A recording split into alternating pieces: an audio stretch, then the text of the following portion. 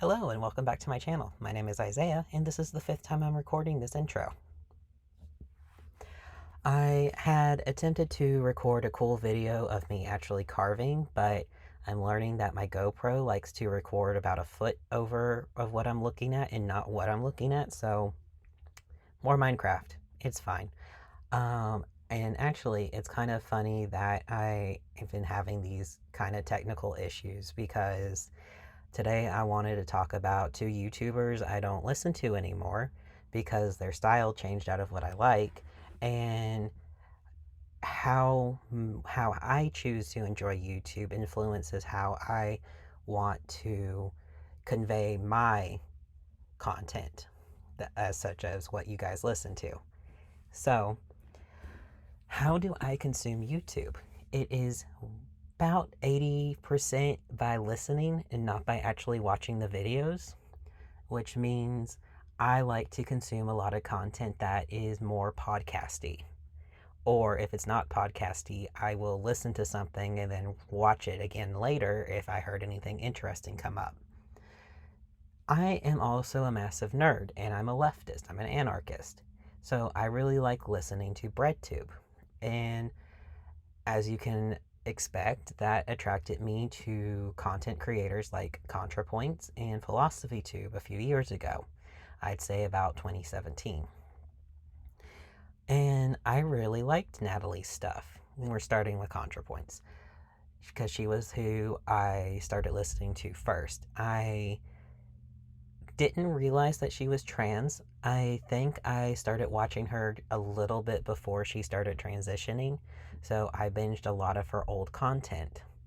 And I really liked how straightforward it was, how it explained philosophy, which is, for an idiot like me, something that was really nice because I get stuck on stuff and having people explain it to me.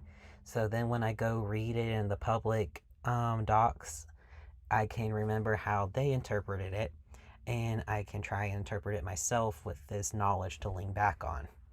Does it bias me? Yes, but that's also why I vet who I listen to, because I'm not going to take philosophy from like Joe Rogan, for example. Like, I'm sorry, I try to keep an open mind, but I don't like his politics. So I'm not going to like his understanding of gender theory, for instance. But Contrapoints, Natalie, as she started to get more popular and more comfortable in her transition, which, I mean, the glow up, God, I'm jealous, she started being more theatrical.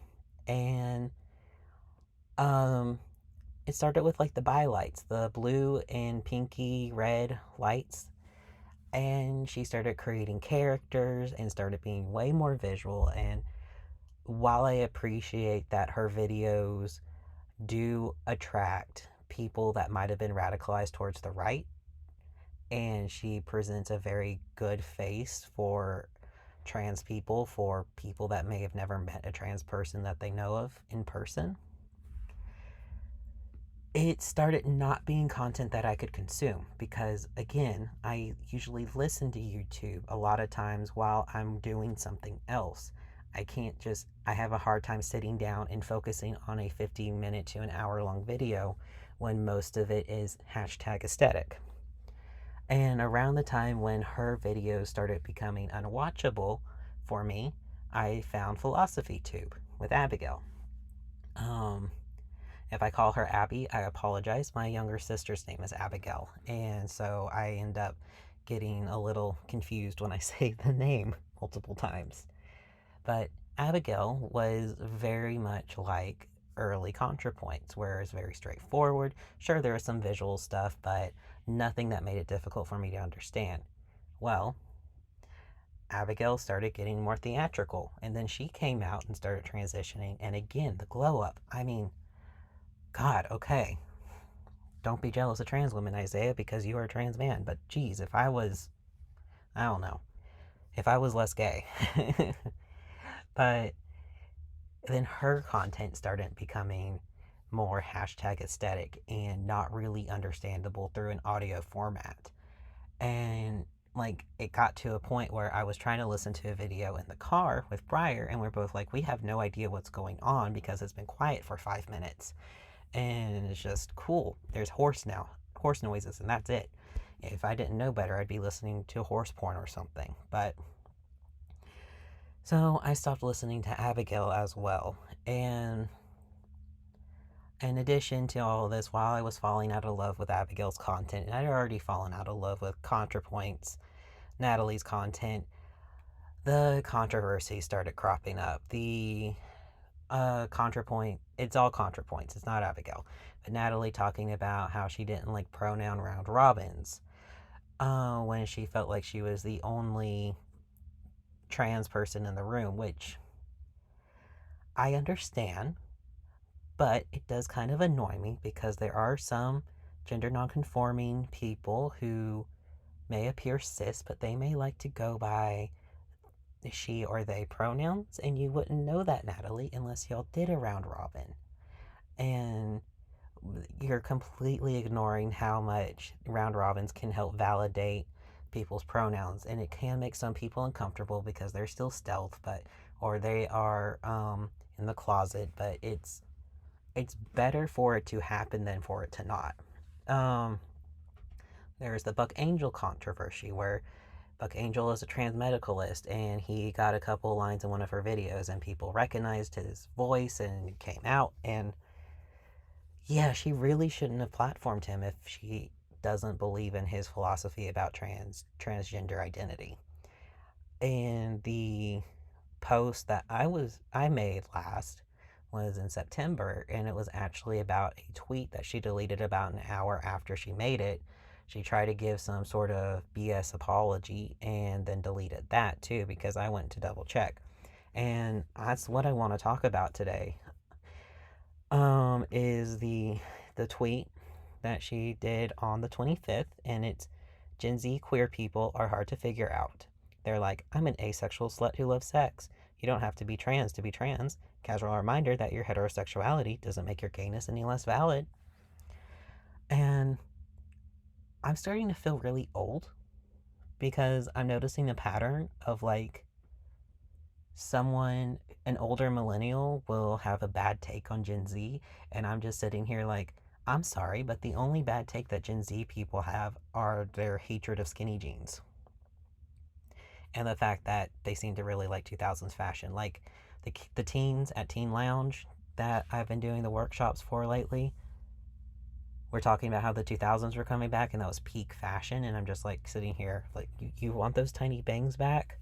I don't think I want those tiny bangs back. I remember them. I cut them into my own hair in like first grade. Let's not bring them back. Though admittedly, I cut my bangs because I was told a monster was going to come eat me and my family by a second grader, and somehow I had a pair of scissors and the teacher didn't see me. Good times. Um, but this is such a bad take, and never mind the fact that, I mean, it's gatekeepy as hell.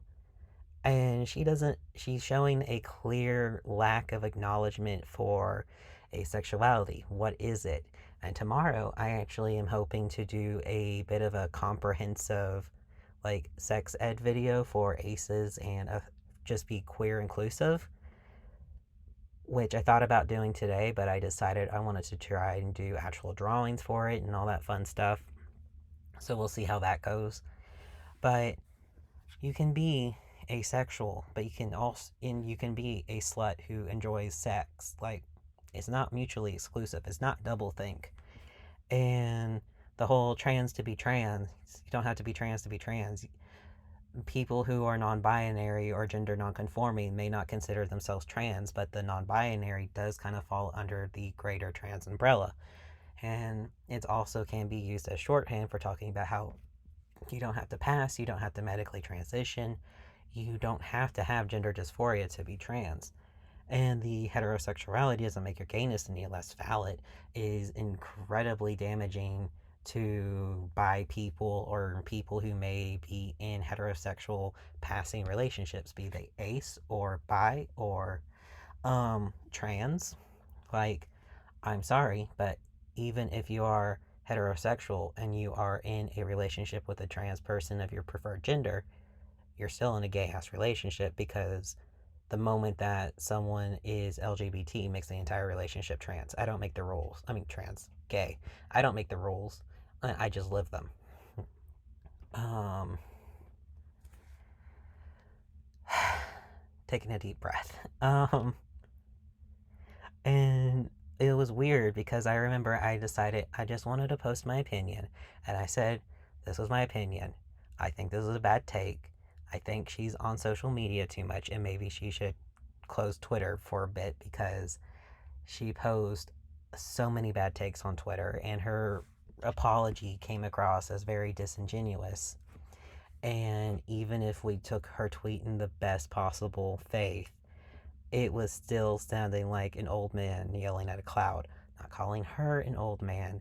I'm referencing the Simpsons meme. Um, and it got a surprising amount of discussion, I guess, because there hadn't been a lot of posts at the time, just like blatantly, I want to talk about ContraPoints. So people thought they would chime in with their opinion, just like, no, I just wanted to talk about this is how I feel. I don't want to argue.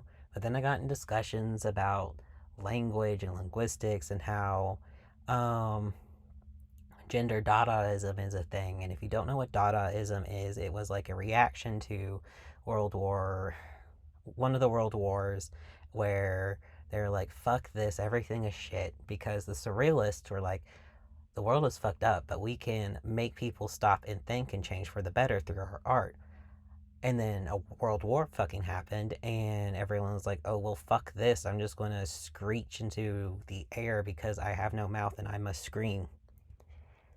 And if you think I'm lying about any of this, no. I can talk about Dadaism in greater depth later, because I love the twist of the Surrealist to the Dadaist movements, even though you would look at these two movements and be like, they're both equally nonsensical. And also, Salvador Dali is a fucking fascist, so just so you know.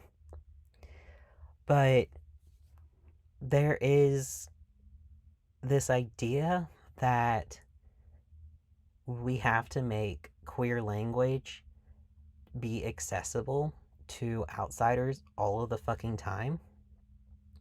And I think that's something I disagree with heavily.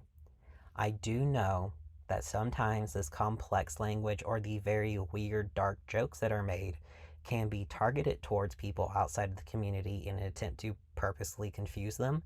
I think it's dumb, but it does happen. Everything fucking happens on this planet. Like, it would be disingenuous for me to not acknowledge it. But I don't think that the language that Natalie is trying to call out in this tweet, or whatever type of bad faith joke she was making, it doesn't come across well. And Twitter's just not a good platform for this sort of shit anyway.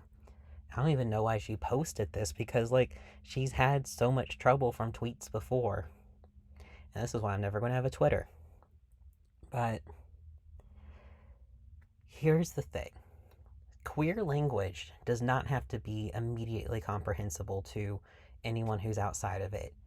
Like, when we start talking about asexuality and we're in the ace community, we're going to talk about shit that may not be understandable to someone who is allosexual, someone who experiences sexual attraction. And that's okay. We're having our own specific discussion. And if someone from the outside comes in and like wants to learn, then yes, we can explain the terminology to them. We can dumb it down, or we can nerd it up. I couldn't figure out the opposite of dumb it down. And this language may be confusing at first glance, but once you remember that words have meaning, then it makes sense.